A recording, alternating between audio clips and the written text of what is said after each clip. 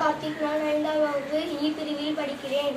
நான் திருக்குறள் கதைகளை பற்றி கூறப்போகிறேன்.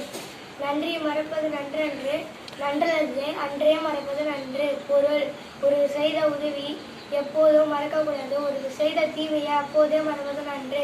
நான் திருக்குறள் கதைகளை பற்றி கூறப்போகிறேன். ஒரு எறும்புக்கு தண்ணி தாகம் எடுத்தது. தண்ணி தாகம் எடுத்தவுடன் ஒரு அருவிக்கு சென்றது. அருவிக்கு சென்று குடிக்கும் போது ஒரு ஆறு பெரிய ஆறா வந்தது. எறும்பை அந்த தண்ணீரை ஈற்றுக்கொண்டதும் ஒரு புறா பார்த்தது. அந்த புறா பார்த்த